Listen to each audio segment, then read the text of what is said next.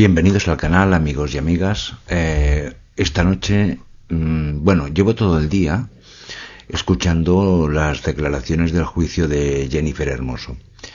Y al principio era pura curiosidad, a ver qué decían, qué no decían y tal. Pero cuando he visto algunos comportamientos, algunas actitudes, algunas contestaciones, bueno, pues he pensado, digo, esto es ADN federativo. Esto es ADN federativo, no en todos los casos, pero sí en algunos casos muy concretos. Es decir, cuanto más arriba se está, más inculcado está uno del ADN federativo. ¿Qué significa ADN federativo? El creerse por encima del bien y del mal, el creerse impune, el creerse, pues bueno, ya os enseñé el juicio la declaración de Pedro Rocha en el juicio de Rubiales. Bien, pues esto es algo parecido. Es decir, ¿quién nos dirige? Pues nos dirigen tipos como los que vais a ver. Con respuestas a preguntas como las que vais a ver, con actitudes como las que vais a ver. Yo no voy a entrar en el fondo del juicio sobre el tema Rubiales Hermoso. No voy a entrar. No voy a entrar porque si está ahora mismo, se está juzgando por un juez, ¿qué narices voy a decir yo? Por tanto, es un tema que al final será el juez el que decida si pasó una cosa o si pasó otra. Todos podemos tener una opinión, pero evidentemente cuando haya una sentencia, la sentencia será la que valga. Las opiniones valdrán bastante menos que la sentencia. Por tanto, en el fondo de la cuestión yo no voy a entrar. No voy a entrar. Lo que sí voy a entrar es en las formas. Se están interrogando a testigos, cómo cada uno de ellos afronta esa situación. Y cómo algunos, yo creo que mitad y mitad. La mitad se creen absolutamente impunes, dioses, que no se les puede discutir absolutamente nada, ni siquiera por parte del juez, y hay otros que, bueno, pues con absoluta normalidad. Y creo que es un buen ejercicio para ver quién manda en el fútbol español, qué tipo de personas mandan en el fútbol español. Sí. ¿Iba en el autobús en el que iban las jugadoras? No. ¿Dónde iba usted cuando van de camino del hotel al aeropuerto? En una furgoneta que iba, yo creo que por delante o por detrás del autobús, porque yo llego antes, en una furgoneta con el resto de la delegación, que no éramos delegación oficial y que no íbamos en el autobús. ¿En esa furgoneta iba el expresidente? No. ¿No? Bueno, te diría que sí, porque había dos y yo te diría... El tuteo lo dejamos para cuando estemos fuera, ¿no? Perdón, yo le diría... En este primer corte lo que se pone de manifiesto es que cuando cualquier tipo que está en la federación, porque normalmente son hombres, va a declarar ante un juez, se cree que está en un bar y acaba tuteando a la fiscal. Y el juez ya le dice, oye, el tuteo para después, ¿vale? Primer aviso que le mete a este hombre. A Juanma Castaño, que era el director del programa de la cadena COPE. Saca la declaración de la entrevista en la cadena COPE. ¿Y por qué no le pregunta a ella? Es una que será la que le diga cómo está, cómo se siente. ¿Por qué no le preguntan a ella en vez de tener en cuenta unas declaraciones que ella le hace a la prensa? Ella hace unas declaraciones a la cadena COPE libremente, sin ser coaccionada por nadie y sin pedir permiso. Perdón, la pregunta es muy clara. No estemos todo el rato con la entrevista a la cadena COPE. ¿Por qué se basa en esa entrevista y no en lo que ella directamente les diga? Porque las únicas declaraciones que hizo sobre la cuestión del beso del presidente fueron en la cadena COPE. Fue lo único que dijo, por eso me basé en eso. Pero mire... Y yo cuando... Si me deja acabar la explicación, me van a estar cortando permanentemente. ¿Puedo explicarlo? No voy a tolerar las faltas de respeto. Que el juicio lo dirijo yo, no usted. Continuemos. Bien, pues como veis, este tipo sigue empeñado en que está en un bar y que el juicio lo dirige él y que él es quien dice cuándo tiene que ser escuchado y cuándo dice que no tiene que ser escuchado y que no le interrumpan. O sea, y es el juez el que le dice, oiga, aquí el que manda, el que dirige el juicio soy yo. Es el segundo aviso que le hace. Mire, don Pablo, ustedes estaban... doña Jennifer no estaba a 10.000 kilómetros de distancia. Podían verla a la bajada del autobús, podían haber hablado con ella antes. Sí. déjeme a mí acabar, por favor. Podrían haber hablado con ella durante el vuelo. Podrían haber hablado... Pues lo acabáis de ver. O sea, está escuchando la fiscal y él se tira para atrás riéndose un poco en plan de mofa de la propia fiscal. Aquí no tiene aviso del juez en este corte. Jennifer. Claro. Cuando baja, ¿está usted presente? Cuando baja doña Jennifer. Sí. ¿Ella lee el comunicado? Sí. ¿Lo lee usted? ¿Se lo lee usted o lo lee ella? Se lo leo yo primero en voz alta, luego ya toma mi móvil y lo lee directamente del móvil. Es importante porque en las primeras versiones de Jennifer Hermoso ella decía que no sabía nada del comunicado, que no había aprobado nada y que ese comunicado... Señoría, esa valoración de la prueba supongo que le corresponde hacerla a que usted. estoy hablando yo. Omita las impotencias de las declaraciones. No le corresponde. Aquí viene a declarar sobre hechos propios suyos. Punto. Continuemos. Tercer aviso del juez, en el que él intenta pues desprestigiar a la señora Jennifer Hermoso y el juez le dice, para el carro, aquí tú estás para contestar a las preguntas, a lo que te pregunten a ti.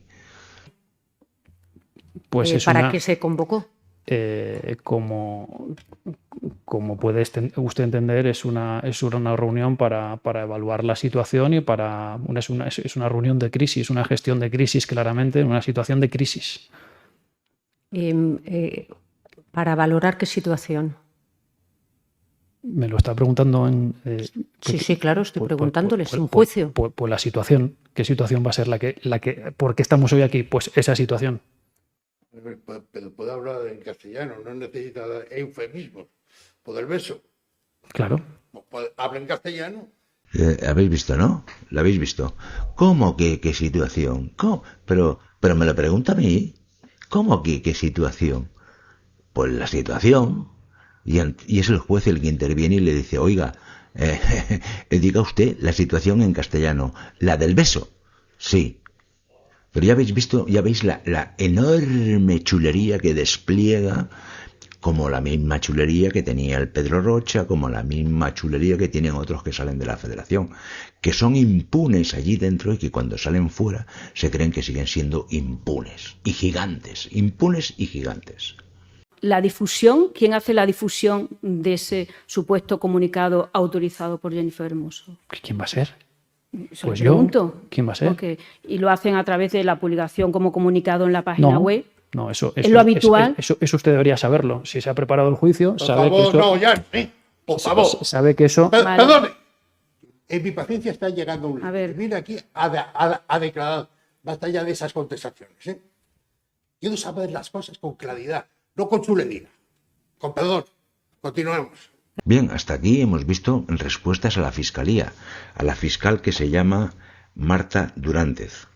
Bien, ahora le tocaba, en esta pregunta, él contesta a la abogada de la AFE, que se llama María José López. Muy bien, pues como habéis visto, la contestación es absolutamente repugnante. Si usted hubiese preparado bien el juicio, eso no se le dice a nadie, en una sala mucho menos. ¿Vale? Y ya llega un momento en el que el juez se harta y le dice, hombre, conteste usted en castellano lo que preguntan y no conteste usted con chulería, porque la palabra chulería que empleo yo antes, la he empleado sabiendo que después en los cortes que iba a poner la iba a emplear el juez. Por tanto, yo no me estaba inventando la palabra chulería. Le califica de chulería sus respuestas, los califica el juez. Conteste usted lo que le pregunten y déjese usted ya la chulería en su casa. Jennifer Hermoso, es así, ¿no? Es así, claro. Vale. ¿Cómo lo hace? ¿A través de un comunicado previo en la página web, que es lo habitual? En la página web nunca se publicó ese comunicado. Okay. Ese comunicado, como creo que ya expliqué en la fase de instrucción... Olvídese de la fase de instrucción porque yo no la conozco. Continuemos. Se envía a una periodista del diario AS y a la agencia EFE. Que no es un comunicado. Pues en esa afirmación, a ver, os he puesto este corte por una cuestión muy sencilla, para que veáis cómo funciona todo esto. Este tipo tiene un comunicado de prensa que supuestamente ha hecho Jennifer Hermoso, pero lo ha hecho él, no lo ha hecho Jennifer Hermoso, lo ha hecho él. Y entonces, para difundirlo, elige la agencia F. Bueno, es una manera de hacer, pero también lo difunde con una amiguita que tienen una periodista de las... Claro, luego os preguntaréis, hombre, ¿por qué en los diarios defiende tanto a la Federación? Pues porque es lo que acabáis de ver, porque la Federación le filtra las primicias a una periodista de las. Y esa periodista de las tiene nombre y apellidos. Pues bueno, entraré en la sección de fútbol femenino y podéis ver el seguimiento y lo que es importante para las y quién lo firma sobre este juicio, Veis las crónicas que hay de este juicio y miréis quién lo firma y veréis qué noticias son importantes de este juicio y qué noticias no. Es así de sencillo. Y veréis a qué periodistas lo filtró. Bien, exactamente igual que cuando hice con el juicio de Pedro Rocha, en el que yo os iba comentando porque escogía un corte y no otro. En el de Pedro Rocha puse, creo que el juicio entero, o no. No lo puedo asegurar, lo tendría que volver a ver, porque la declaración de Pedro Rocha fueron 10 minutos. Si él mismo se echó 2 toneladas de tierra encima. Bueno, pues esta la he puesto, la del director de comunicación, la he puesto porque es un tótem dentro de la Federación. El director de comunicación, vamos, es un altísimo cargo de la Federación y ya habéis visto el nivel que tiene. Es un nivel, pues es el que es. Como, yo no sé cómo comunica, porque a mí me daría miedo que un tipo así me comunicase, me tendría intimidado continuamente. Pero bueno, ese era el director de comunicación, escogido por Rubiales, y hizo lo que hizo. La verdad es que en cuanto entró el nuevo presidente, lo puso de patitas en la calle y ahora trabaja para una agencia que tiene que ver con el fútbol y con el deporte, cuyo propietario es David Villa, el futbolista que fue del Valencia y del Barcelona. Bien, una vez finaliza la declaración de este señor, menos mal que ha finalizado, porque si no, al final el juez igual lo tira para adelante, igual lo mete a él para adelante, por desacato, por cualquier cosa, ¿vale? Entonces viene la declaración de otra serie de personas. Y he escogido una serie de cortes porque hay un tema que es especialmente conflictivo, que es si había o no, es decir, hay una reunión en la que se decide que vayan pasando algunas personas y vayan firmando los documentos que ya les tienen preparados para que los firmen, ¿de acuerdo? Y entonces hay una persona que dice que él no estuvo en esa reunión y que todos van nombrando como que estuvo, ¿vale? Y luego al final desvelaremos quién es esa persona. Entonces, pues bueno, pues os voy a ir poniendo trocitos de declaraciones de otras personas. Me voy a parar un poco en la declaración de López Vallejo, que es el psicólogo de la selección femenina, para que veáis el nivelazo también, pero bueno, ahora os pongo cortes de declaraciones de personas que dijeron: oye, allí el día de la gran encerrona, el día en que todo el mundo tenía que firmar una cosita, y era la cosita que nosotros queríamos que se firmase, había 8 personas, 8, ¿vale? Que era la superplana mayor de Luis Rubiales, con la que dominaba toda la Federación. Y dentro de esas 8 personas vamos a ver quién estaba y quién no estaba. Reunión, cuando llega doña Patricia Pérez, usted ha dicho que ha leído las preguntas en alto. Cuando usted lee esas preguntas en alto, ¿quién estaba presente en la sala? No quise equivocarme. Le digo lo que lo he dicho antes.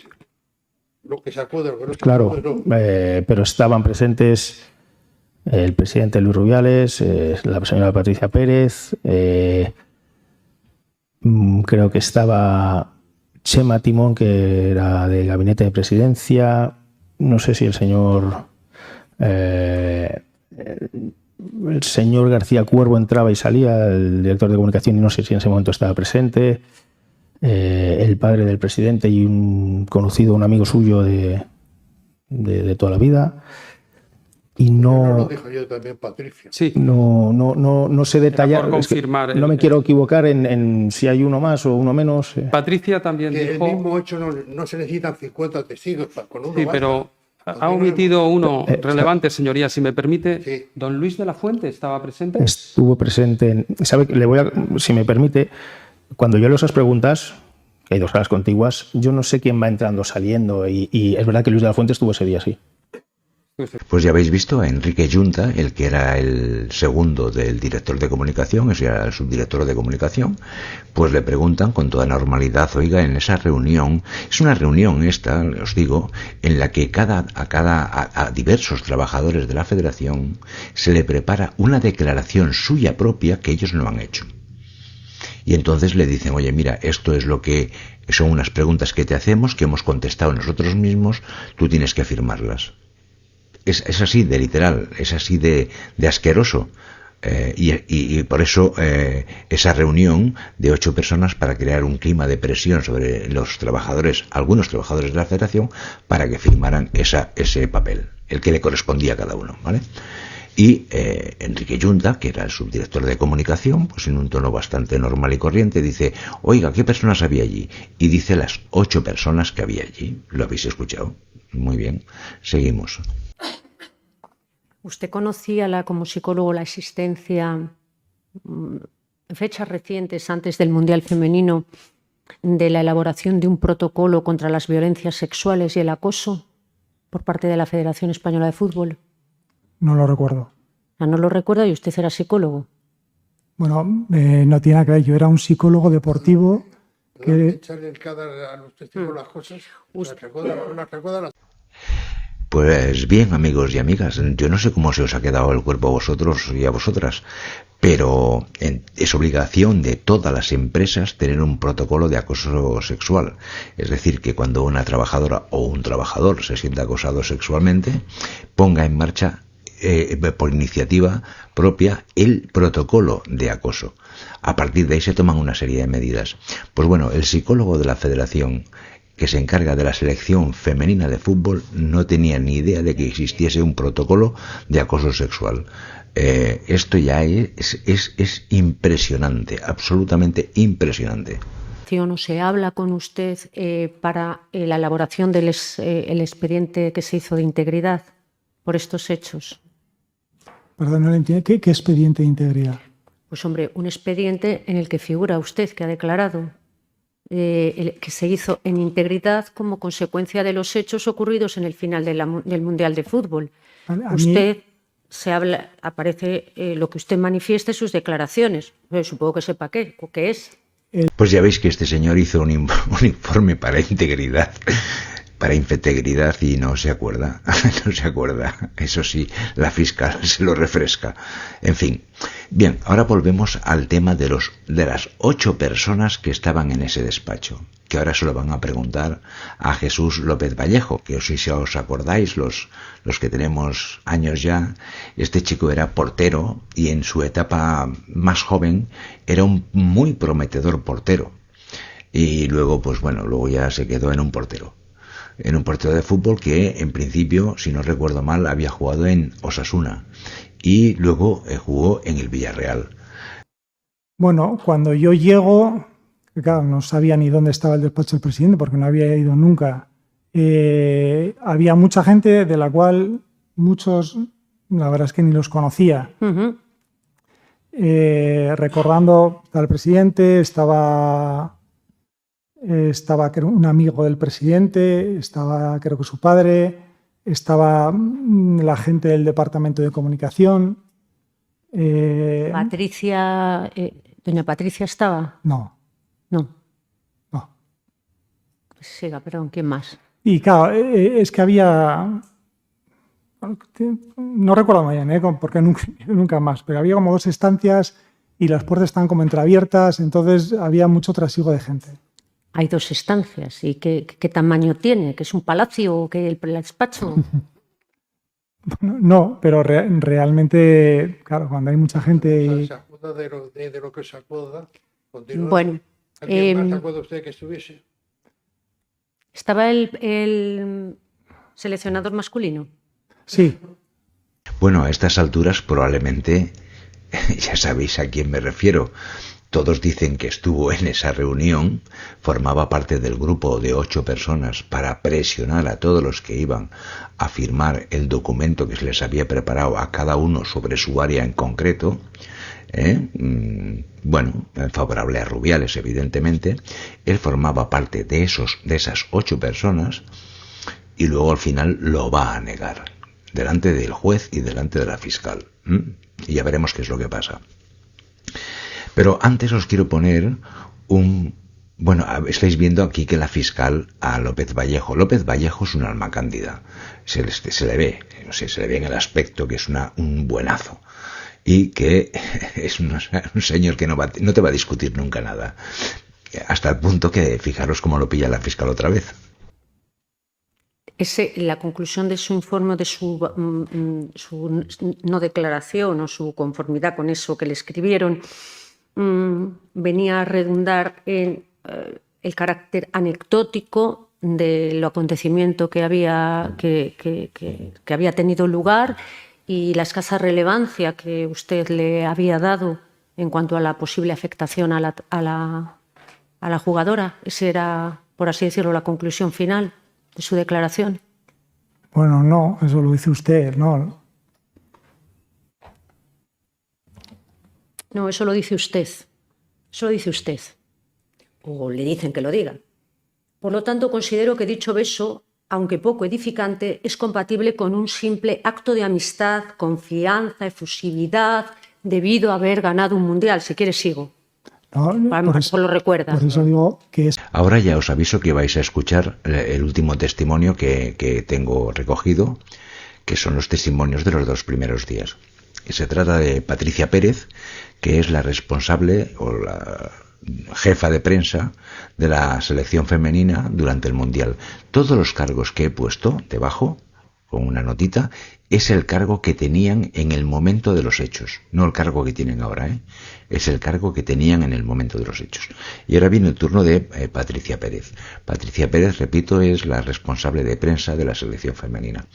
Ella, pues, relata y cuenta cómo lo ve. Y es la que, para mí, es la persona de todas las que declaran que no tiene que pensar en lo que tiene que decir porque dice lo que vio. Porque como habéis visto aquí, todo el mundo antes de contestar le da 20 vueltas, a ver cómo me salgo de esta y tal. No, Patricia Pérez no, va de frente. Y entonces Patricia Pérez, entre otras cosas, pues dice que se niega a llamar a Jennifer Hermoso porque le piden que interceda con Jennifer Hermoso y ella se niega, dice no. Y le dicen que llame también a Alexia Putellas, ella lo reconoce en las declaraciones, para que Alexia Putellas también medie en el tema ¿no? Y ella también dice, yo no llamo a nadie, yo me quiero ir de vacaciones porque vengo de Australia, así que, ¿qué es lo que hay que hacer? Que me quiero largar. Me quiero largar de vacaciones, hace 65 días, lo dice en el juicio, que no veo a mi hijo, y lo quiero ver, ¿vale? Entonces, esta mujer se niega a muchas de las cosas que se le piden y al final se le pregunta también quién estaba en esa reunión en la que ella califica era una auténtica encerrona.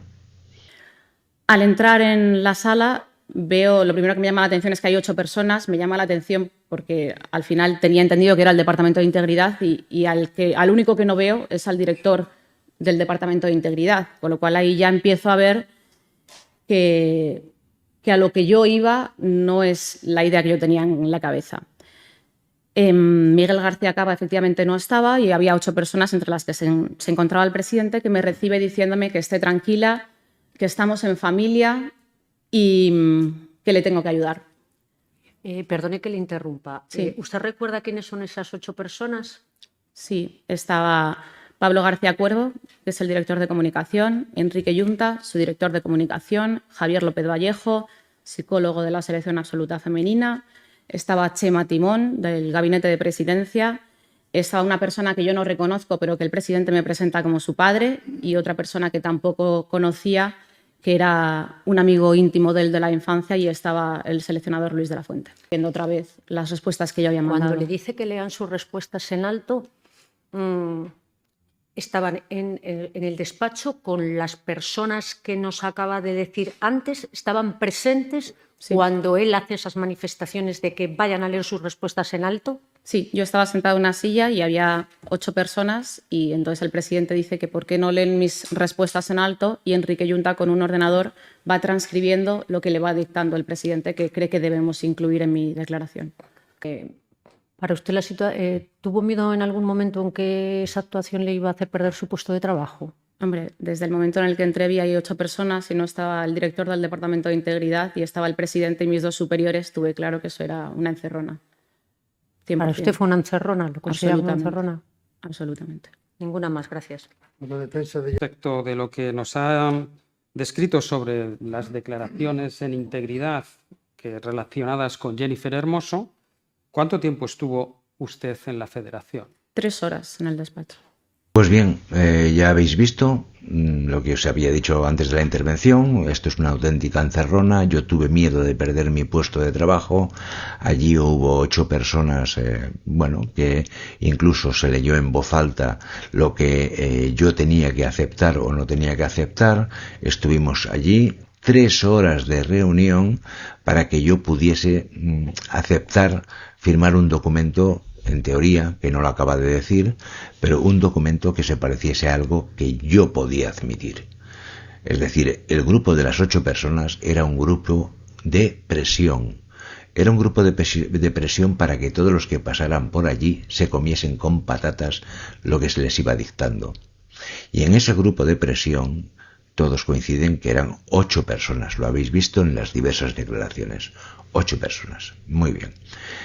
En orden cronológico, las declaraciones no han sido así.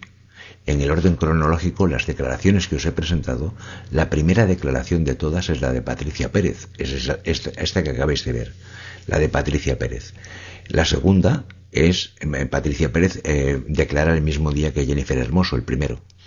El segundo día declara el director de comunicación, el subdirector de comunicación, el psicólogo de la selección femenina, y el seleccionador español Luis de la Fuente. Pues muy bien, pese a que en el día anterior la responsable de prensa de la de la selección femenina había dicho que Luis de la Fuente estaba entre las 8 personas, al día siguiente el subdirector de comunicación había dicho que Luis de la Fuente estaba entre las 8 personas, y antes de que fuese López Vallejo, tenía que declarar Luis de la Fuente. Vamos a ver qué es lo que declara el tío más falso que hay en toda la Federación. ¿Usted estuvo en la asamblea extraordinaria? Yo no vengo para hablar de ese tema, creo. Perdón, usted viene a hablar de lo que se le pregunta. Perfecto. Uno no elige de lo que va a hablar, viene como testigo a responder a lo que se le pregunte. Si lo sabe, si no lo sabe, no lo sabe. Correcto. Si estaba, si no estaba, no estaba. Si se acuerda, y si no se acuerda, pues no se acuerda. Pero contestada a lo que se le pregunte, con la obligación de decir la verdad. Correcto. Continuemos. Puro ADN federativo. Puro ADN federativo. Yo no he venido aquí a hablar de ese tema. Como si una persona cuando va a un juicio, aunque sea como testigo, puede escoger de qué tema quiere hablar.